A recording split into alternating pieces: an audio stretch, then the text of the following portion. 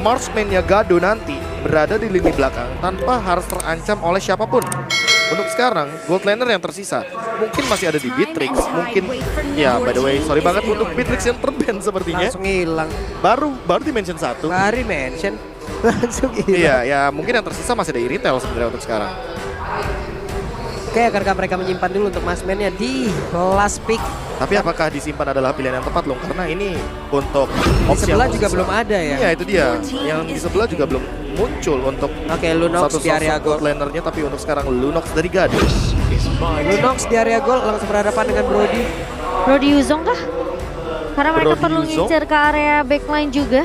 Apalagi mengejar ke arah seorang Atau Brody Lapu-Lapu. Hayabusa. Lapu-lapu juga is not a bad pick. Lapu. Lapu-lapu. Ya Lapu-Lapu ternyata. Untuk lebih yang ke arah sustain depan juga Dan ya. biar lebih pasti juga untuk memicu bagaimana kehadiran dari Order Brilliance. Namun sekarang jawaban dari Occupy Trons yang tadi sempat kita bilang adalah ternyata mereka tidak menahan untuk maju, tapi mereka ingin mendobrak bagaimana lini pertahanan dari RRQ Akira semenjak early game. Melihat hadirnya Chow yang bisa menjadi salah satu korban jiwa dari Hilda karena dengan pasif terbaru dari Hilda 6 kali hit bisa menimbulkan damage yang berlipat ganda. Ini seru nih, seru nih. Ini tinggal lihat siapa aja yang kuat-kuatan hati ini untuk tetap bisa nabrak dan juga memberikan serangan ke area dari musuh, entah itu Hilda. Iya, apalagi dengan Hilda yang kita tahu sendiri dengan level 2 level aja lah udah cukup banget untuk memberikan poke damage. Dengan kita tahu sendiri dia memiliki banyak banget combat ritual yang sangat menjengkelkan. Itu Chow digebuk pakai combat ritual sakit dadanya kan. Bek bek bek gitu kan. Bunyinya bek. Iya. Nyeri ya, nyeri. Karena kan pria sejati nggak pernah panik bak gitu. Gak gitu, beda. Tapi ya ini dengan adanya Hilda tentunya pemain-pemain dari RRQ Akira mereka harus lebih berhati-hati dengan inisiasi atau bahkan keagresifan yang bisa dibawakan oleh Maro dan kawan-kawannya tentunya. Apalagi di menit-menit awal ya. So kita akan melihat seperti apa untuk match point yang sudah diamankan oleh RRQ Akira melawan tim Occupy Trons. Oke, jadi langsung saja kita saksikan akankah ini game menjadi milik dari Akira kembali karena Occupy pun harus jauh lebih bisa meningkatkan permainan untuk bisa mengamankan game ini dan juga serangan dilakukan oleh Hilda pun sudah dilancarkan. Hanya saja Joy berhasil untuk mendapatkan lagi karena satu parpabaknya dan Maro harus mengeluarkan satu sprint yang bisa dia selamatkan dari bagian belakang. King mengejar habis-habisan, setidaknya ada waktu yang mungkin bisa diajak ya untuk bisa menjemput ke arah Hilda. Iya. Masalahnya udah retribution sih, jadi ini bakal milik Leo untuk Little Wanderer-nya. Yap, dan langsung diamankan tanpa keraguan tentunya. Dan setidaknya eksekusinya dari Maro ini biar dianya juga nggak ke pick off sih. Jadi tidak akan ada kerugian dari Occupy Trons sendiri. Bersama dengan tim dari RRQ Akira di sini. Sama-sama nggak rugi karena posisi dari buff ini masih bisa diamankan juga oleh seorang King. Luis harus memberikan dulu ya sebuah tindakan perlindungan karena Hildanya sudah mantengin dari jauh, sudah ngajak main dari jauh. Kesian sama Hilda. Udah bawa mainannya itu. Iya, ngajak main tapi gak ada yang mau main bareng dia. Kapaknya. Mau gimana pun ketika masuk rumput Regen SP-nya akan meningkat dan itu Yes. yang akan sedikit mengganggu bagi teman-teman dari RRQ Akira. Di sisi lain Hulk mendapatkan satu buah Kramer dan memaksa King untuk stay di level yang ketiga. Bahkan di bawah 20 detik sebelum Turtle muncul untuk di menit yang kedua pertama. Ya, dan tapi udah mulai berkumpul nih pemain-pemain dari Occupy Trons tentunya menunggu dari objektif turtle yang mereka udah pede banget bisa diamankan tentunya dari Occupy Trons sendiri. Dan apakah kontes akan dilakukan oleh RRQ Akira mengingat juga posisi dari Seigen ini udah mulai bersiap di area bawahnya. Dan di area atas tentunya akan ditinggal dari Gado bersama dengan seorang Gustala Gusta. Meanwhile dari Occupy Trons mereka bakal berfokus terlebih dahulu. Maro bakal coba untuk ngecek boost. Luis harus bersiap tentunya dengan satu buah black the Way of Dragon ya. Apakah bisa mencuri ke arah satu pemain dari Occupy Trons, tapi sepertinya tidak akan terlalu overcommit juga. Occupy Trons kali ini bakal tarik ulur terlebih dahulu Pak Bulu. Oke, sekarang level 4 lawan level 4 sama dari sisi Retribution-nya. Hanya saja sekarang poin kristalnya nggak kena karena siapapun tapi tertinggal sendirian. Akankah Tekashi berhasil langsung dilumat tapi ternyata Turtle Sled presented by UBS pun menjadi milik dari pemain RRQ Akira dan juga First Blood presented by Infinity berhasil didapatkan pula dan Leo menjadi korban tambahan. Para pebab nongol akan diinvasi kah? Karena Luis tertinggal sendirian di belakang dan harus berjalan memutar. Ini agak sedikit menjadi kerugian karena akhirnya Leonya yang tumbang ditukarkan dengan Tekashi KB. Oh, dan bahkan sekarang kayaknya hampir saja terjadi sebuah solo kill dan tetap akan dikejar sepertinya. Maro mau dive in kayaknya. Dipaksakan walaupun dia harus mengorbankan nyawanya. Gak apa-apa. Gak apa-apa, junglernya hilang. Ya, jungler ditukarkan dengan roamer, begitu sebuah keuntungan yang didapatkan untuk berkali-kali lipat untuk sekarang Occupy Trons. Walaupun harus kehilangan dari segi turtle, tapi mereka mendapatkan lagi dan lagi pertukaran yang setidaknya membuat mereka mendapatkan keuntungan. Dan dibandingkan dengan Hayabusa yang di early game ini, aku bisa bilang bahwa joy-nya dari King lagi under banget. Leo, dia memiliki banyak sekali poin gold yang dia amankan dari awal. Sementara King dengan dia build ternyata menuju ke arah Genius One, sepertinya ini akan menjadi salah satu penghalang untuk nantinya ketika skema team fight mau tidak mau dia harus menyimpan skill-skillnya terutama untuk electrifying beats-nya agar tidak dia gunakan hanya untuk melakukan pattern farming saja. Oke. Wah. Way of Dragon-nya mungkin ke arah yang cukup jauh tapi dibalaskan lagi. Reward Manipulation plus Bonaparte Memory dan juga Reward Manipulation belum cukup loh. Bersama dengan pasif yang dimiliki Maro juga ya. Tadi langsung masuk mengumpat di area busnya. Membuat seorang Maro tentunya masih bisa bertahan. Meskipun tahun apart memori yang sudah dibuka oleh Gusta Lagusta. Tapi Tekashi dan satu buah River Fighter mencoba untuk memberikan poke damage ke arah seorang Hulk di sini. Clock of Destiny di menit yang keempat. Jadi sebuah item yang sangat mahal sekali tentunya bagi Lunox. Dan ini akan menjadi sebuah jawaban nantinya ketika sedang ingin melakukan team fight 4-1. Terutama di early game seperti Occupy Trons yang nabrak terus-terusan ke arah Lewis. Ke arah seorang King. Terus beri pressure dari early game karena untuk Maro sendiri dia benar-benar memaksimalkan potential power dari Hilda di early game. Oke, itu dia Cimomo. Oke, Gusta Lagusta masih selamat. Dibalaskan Real Manipulation dan mau kemana Gusta Lagusta karena masih bisa menggocek. Lenyap. Tapi terlalu dekat dengan seorang Fury sehingga masih bisa connect shot-nya. Sementara kali ini Maro akan menjadi pertukaran yang bisa dibilang ini cukup mahal untuk arah kira-kira karena Gusta Lagusta akan sedikit tertinggal tentunya dari segi farmingan. Dan terpaksa Luis harus menyelamatkan turret di area atas dan di-clear cepat mungkin. Tapi King udah mulai mengganggu, kali ini next fine base sudah mulai dibuka. Fury yang dapat. Dan Fury berhasil untuk mendapatkan purple-nya. Oke, tapi tetap bukan Hayabusanya. Tapi setidaknya retribusinya jadi nggak kepake juga. Setidaknya retributionnya tidak digunakan, lalu King juga tidak mendapatkan keuntungan sama sekali. Walaupun sekarang kalau misalkan kita melihat secara skema nantinya untuk tim fight selanjutnya, tetap target adalah Maro dan masih belum ada identifikasi bahwa teman-teman dari RRQ Akira akan menuju kepada Dominance Ice agar Maronya tidak bisa semena-mena menuju ke arah bagian depan. Tapi Luis tadi hampir aja mau melakukan inisiasi ke arah seorang Gado, namun bakal coba ditahan karena Maronya udah mulai kelihatan juga nih di area pushnya. Dan yang unik adalah lihat item pertama dari Seigen. Dia langsung menuju ke arah Brute Force agar dia tahu kali ini dia tidak bisa ditumbangkan dengan cepat terutama bagi Gado dan juga bagi satu sosok Hayabusa yang bisa melakukan instant kill kepada sosok Eve yang begitu squishy di lini tengah. Tapi Luis menahan Wave Dragon-nya dan dilepaskan begitu saja setelah turretnya tumbang. Tapi Maro tentunya akan tumbang di tangan Gusta Lagusta. Gado ternyata miss itu kayak asal yang gak connect ke arah seorang Gusta Lagusta. Sayang banget dengan jarak yang masih sangat-sangat cukup jauh tadi. Jauh ya. Gak ada satupun damage yang masuk dan connect ke arah tim lawan Lunox. Kehilangan satu daerah pertahanan bola. Ya mau bagaimanapun Lunox di sini hanya sebagai eksekutor, jadi mau tidak mau dia harus memaksimalkan bagaimana badan yang begitu tebal dari sosok Hilda, atau setidaknya di sini harus memaksimalkan hook ketika dia mainin energy eruption, dan itu satu-satunya cara untuk bertahan hidup dengan menggunakan Lunox dan bisa melakukan dealing damage dengan pertukaran di area team fight. Tapi Luis terpok begitu banyak damage-nya, tapi Tekashi mulai masuk dan situ River Fighter mengejar ke seorang Maro. Kali ini Luis bertahan, satu Bushido kill dari seorang Leo. Leonya nggak bisa menemukan Luis, tapi ternyata di backup dengan cukup cepat dari seorang Fury. Sementara di sisi lain Leo berhasil untuk mendapatkan Turtle Swain by UBS dan Fury tumbang. Tangan Gusta Lagusta masih mau lebih, tahunnya connect, ternyata masih mau lebih. Kingnya akan ditumbangkan di tangan seorang Maro. Oke, dengan hal yang udah mereka dapatkan untuk kali Turtle dapat, lalu ada satu orang bahkan dua orang tadi berhasil dihancurkan.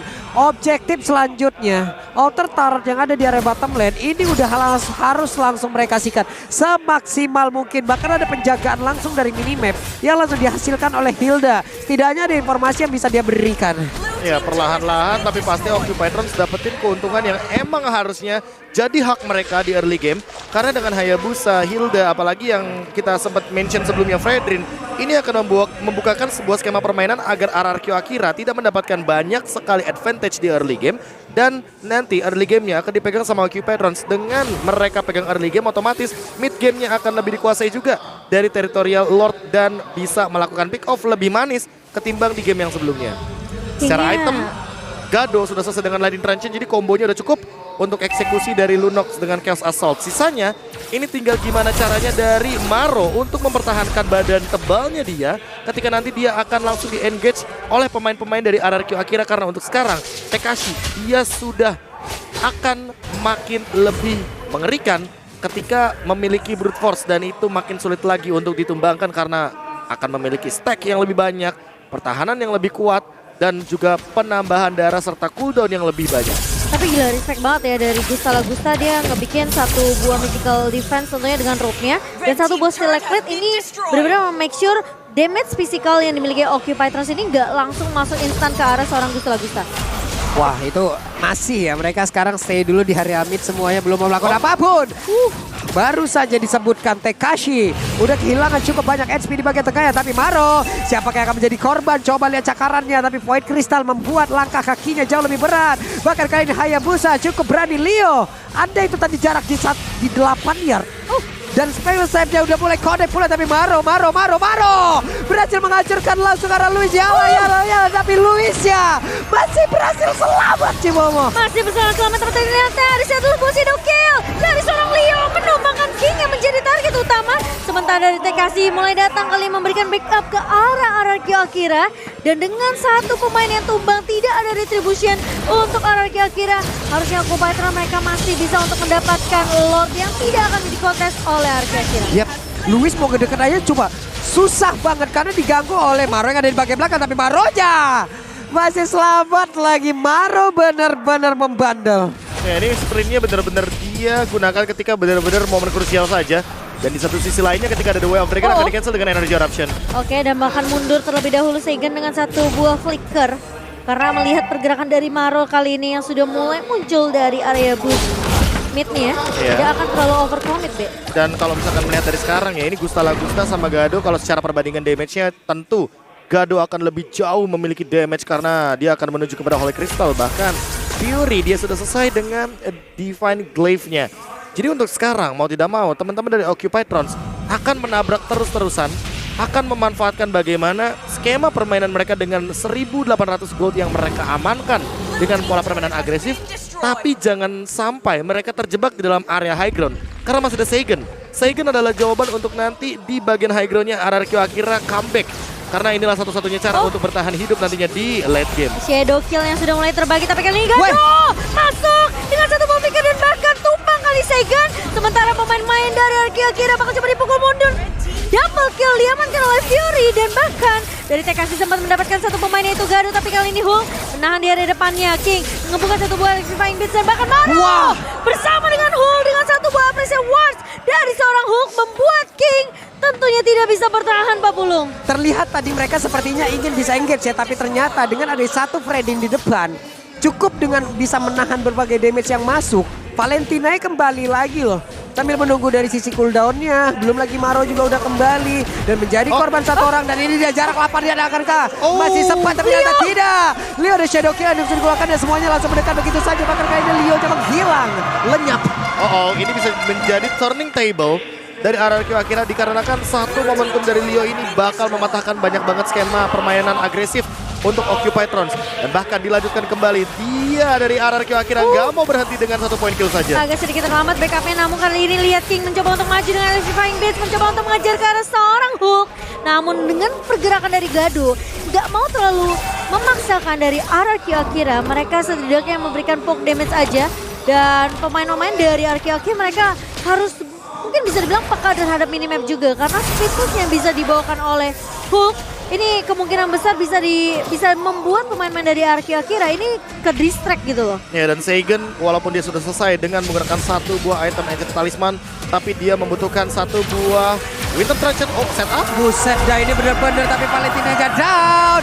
Bahkan kali ini Gadonya sudah mengeluarkan pilihan of order. Terjebak sudah. Sehingga menempatkan bagaimana real world manipulation yang dia miliki ke arah yang benar-benar optimal. Dan itu yang sempat kita bahas sebelumnya kan. Kalau real world manipulation dari Seigen adalah sebuah jawaban. Karena dia juga lah yang memiliki efek slow. Sehingga frontliner dari Occupy Trons tidak bisa bergerak dengan leluasa. Tapi King, ingat di sini dia penting banget dengan retribution-nya. Sementara dibandingkan dengan Leo, ada perbedaan 2 level yang mengharuskan bahwa RRQ akhirnya tidak melakukan lure tapi melakukan sebuah skema pick off untuk memakan atau menghabisi bagaimana banyaknya hero-hero dari Occupy Trons. Tapi Hulk kali ini tidak akan terlalu memaksakan untuk melakukan kontes. Karya Lord slain by UBS kali ini untuk pemain-pemain dari RRQ Akira. Sementara Occupy Trons dengan kehilangan 2 pemain, mereka harus lebih bersabar, tapi tahunnya connect. King! Terkena Terrify, tapi King! Nggak bisa selamat dari seorang Fury yang langsung flicker maju. Karena dia tahu potensi untuk nge-pick off creature yang sangat amat baik. Dan kali ini lihat Lordnya udah langsung mulai mengarah ke area bawah. Sementara Luis melihat ada Hulk dan ini potensi dari seorang Maro. Apakah akan dimaksimalkan dengan adanya satu penculikan ke arah seorang Seigen? Sementara Seigen harus berhati-hati karena posisinya tidak baik-baik saja.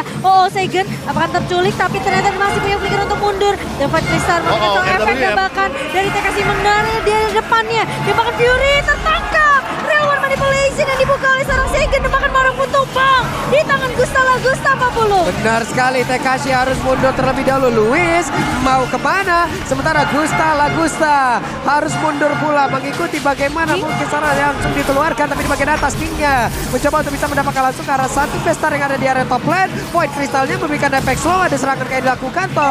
Tonepan memorinya sudah masuk ke dalam tubuh dari Gado. Wow, dan kali ini dengan 3 pemain tersisa dari Occupy Trons yang membuka satu Real Manipulation.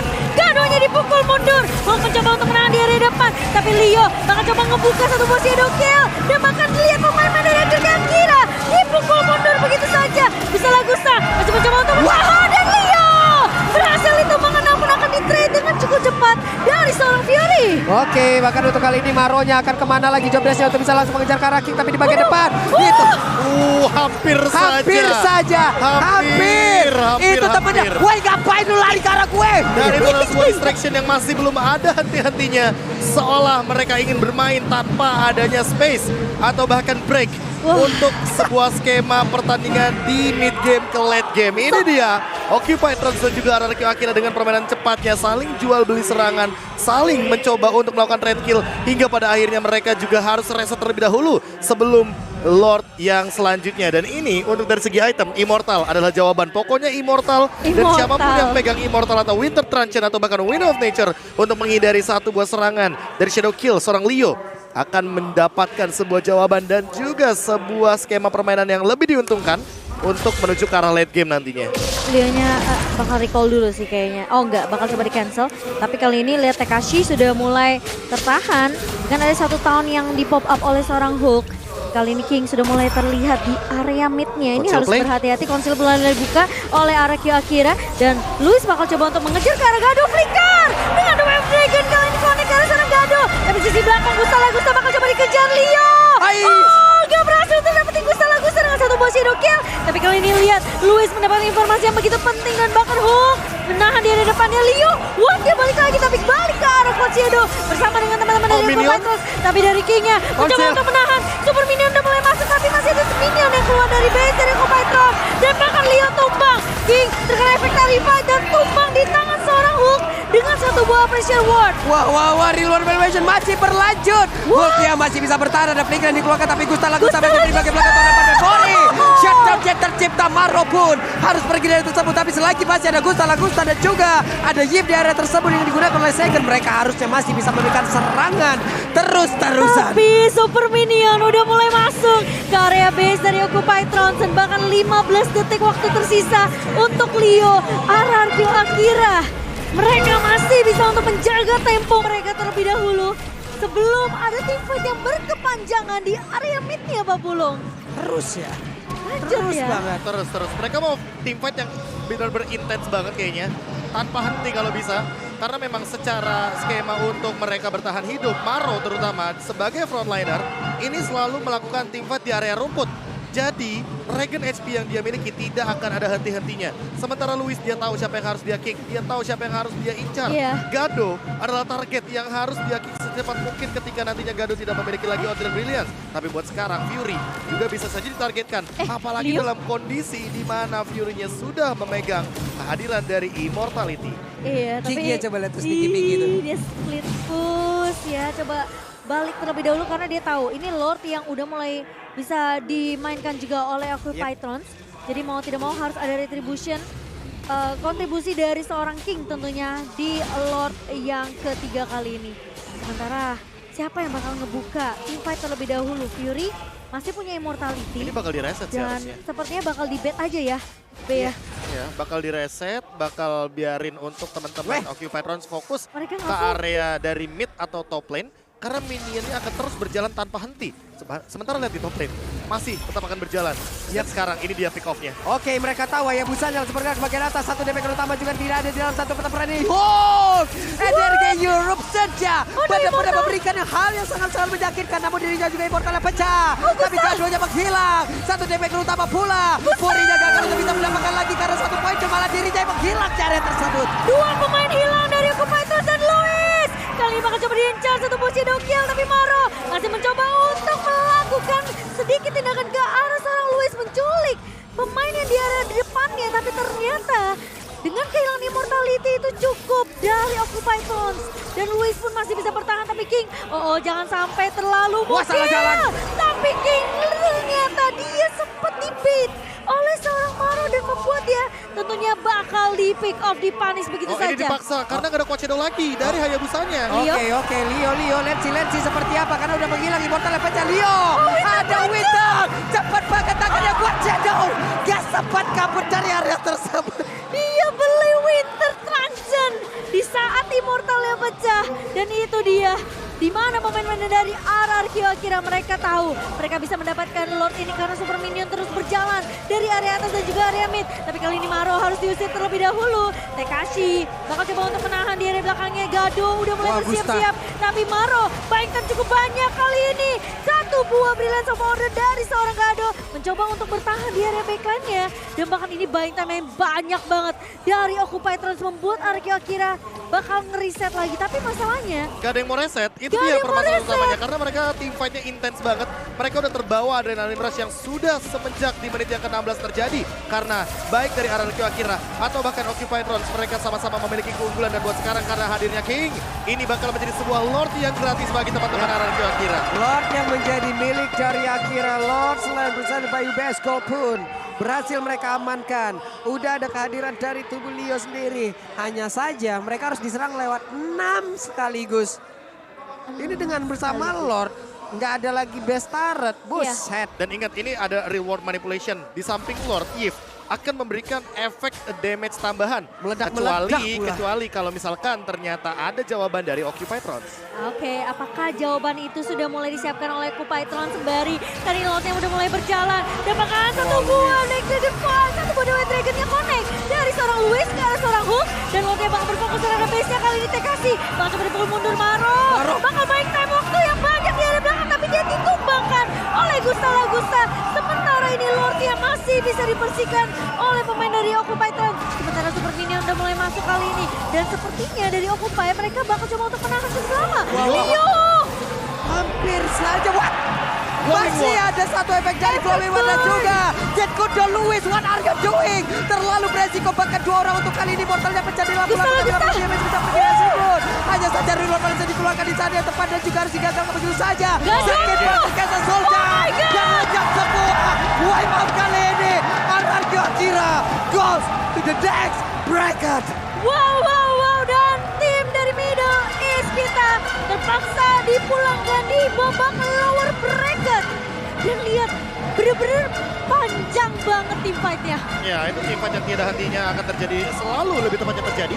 Karena mau bagaimanapun semenjak menit yang ke-16 memang RRQ Akira harus menjalankan skema seperti ini. Wow. Kalau mereka hentikan, yang ada Hayabusanya pegang spot, yang ada teman-teman Occupitrons bakal pegang ambush, dan hal tersebut yang mereka hindari.